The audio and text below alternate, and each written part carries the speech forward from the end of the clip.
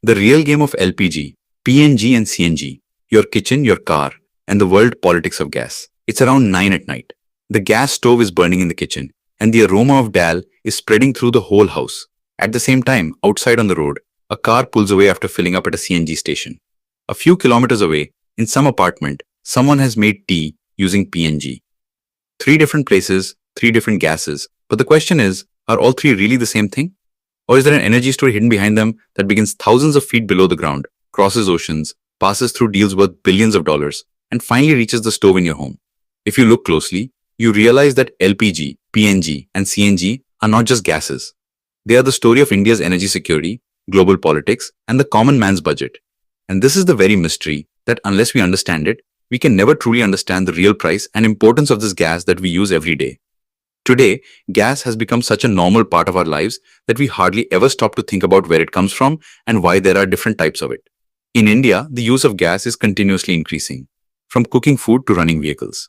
The International Energy Agency reports that India is one of the fastest growing energy markets in the world, and in the coming years, natural gas consumption is expected to rise sharply. The reason is simple.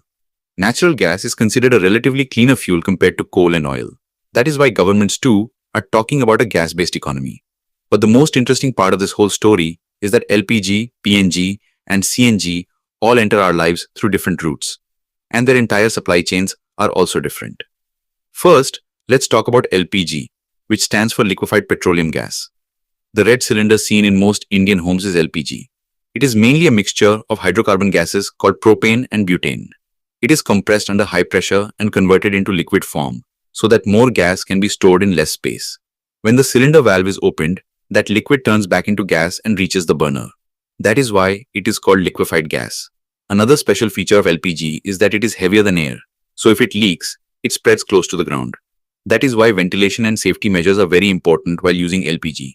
In India, the use of LPG began gradually in the 1960s, but the real transformation came when the government started taking LPG even to rural areas through schemes like the Pradhan Mantri Ujjwala Yojana. According to the Petroleum Planning and Analysis Cell, India is today one of the largest consumers of LPG in the world. But there is also one interesting fact here. India imports a large part of its LPG requirement. That means the gas that comes into your home cylinder may have come from a country thousands of kilometers away. Countries like Qatar, Saudi Arabia, and the UAE are among India's major LPG suppliers. Now let's move toward PNG. PNG means piped natural gas. Over the last few years, it has been spreading rapidly in India's major cities. PNG is actually natural gas that reaches homes directly through pipelines. It mainly contains methane gas, which is extracted from natural gas reservoirs present underground. The biggest feature of PNG is that it is lighter than air. So even if there is a leak, it rises upward and the danger of explosion becomes lower compared to LPG. That is why, in modern urban planning, PNG is considered a relatively safer option. Another major advantage of PNG is convenience. Unlike LPG, you do not have to worry about the cylinder running out. The gas keeps coming directly through the pipeline and a monthly bill is generated based on usage, just like an electricity or water bill. That is why PNG is becoming rapidly popular in cities like Delhi, Mumbai, Ahmedabad, and Pune. Through the city gas distribution network, companies are laying thousands of kilometers of pipelines so that natural gas can be delivered directly to homes and commercial establishments. Now the third gas is CNG, meaning compressed natural gas. This is the same gas that you fill into vehicles at a CNG pump. The source of both CNG and PNG is almost the same, natural gas. The only difference is that CNG is compressed at very high pressure and filled into cylinders so that it can be used in vehicles. Its energy content is good and its emissions are much lower compared to petrol and diesel. That is why public transport in Delhi and many other big cities has been shifted to CNG. After a historic Supreme Court decision, buses in Delhi had to be converted to CNG, which helped reduce air pollution. CNG is also called an environment-friendly fuel because when it burns, the emission of carbon dioxide and nitrogen oxides is comparatively lower. According to the Ministry of Petroleum and Natural Gas, the number of CNG stations in India is rising rapidly. The government's goal is to open thousands of new CNG stations in the coming years to promote clean mobility. This is not just an environmental issue, but also an economic one, because CNG often turns out to be cheaper than petrol and diesel. Now comes the most interesting question. Where do all these gases actually come from?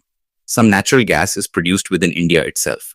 Companies like ONGC and Reliance extract gas from areas like Bombay High and the Krishna Godavari Basin in the Arabian Sea. But India's energy demand is so large that domestic production is not enough. That is why India has to import large quantities of natural gas and LPG. When natural gas comes from abroad, it is transported in the form of LNG, meaning liquefied natural gas. LNG means gas that has been cooled to nearly minus 162 degrees Celsius and turned into liquid. This is done so that it can be transported easily in large ships. When this LNG reaches India's coastline, it is converted back into gas at special terminals. India has major LNG terminals at places like Dahej, Hazira, Kochi, and Ratnagiri, where this process happens. After that begins the vast network of pipelines. Companies like GAIL transport this gas to different parts of the country through pipelines stretching thousands of kilometers. This same gas is then supplied to city gas distribution companies, which deliver it to consumers in the form of PNG and CNG. If you look at this entire supply chain, you realize how long the journey of a gas really is. From a reservoir under the sea, into a ship, then an LNG terminal, then a pipeline, and finally to the burner in your home. Now the question arises, which of LPG, PNG, and CNG is the cheapest gas? The answer is not completely simple because it depends on many factors. International prices, transportation costs, taxes, and government policies. Generally, CNG is considered the most economical for vehicles because its running cost is lower than petrol and diesel. For homes, PNG can often turn out to be slightly cheaper than LPG, especially in big cities where the pipeline network is well developed. But the world of energy pricing is never stable. Global events like the Russia-Ukraine war or geopolitical tensions in the Middle East can affect gas prices very quickly. That is because India depends significantly on the international market for its energy needs. When global LNG prices rise, their effect is also seen on domestic gas prices. That is why sometimes the price of an LPG cylinder rises suddenly and affects household budgets. India's energy policy is now gradually moving toward a gas-based economy. The government's goal is to increase the share of natural gas in the country's energy mix. The reason is clear. Natural gas is considered a cleaner fuel, and it creates less pollution compared to coal or diesel. Apart from this, developing gas infrastructure also strengthens industrial growth and urban energy security. If we look at this entire story from a broader perspective, it becomes clear that LPG, PNG, and CNG are not just different gases. They represent three different energy systems: a cylinder-based supply chain, a pipeline-based urban network, and a transportation fuel ecosystem. At some level, the source of all three is underground hydrocarbons, but their journey, storage, and use are completely different. And perhaps this is the most interesting part of the story. The gas we think of as ordinary in everyday life actually hides behind it a vast web of geology, technology, shipping logistics, international trade, and government policy. The next time you light an LPG burner in your kitchen, make tea using PNG, or fill CNG in your vehicle at a pump, remember that this is not just fuel.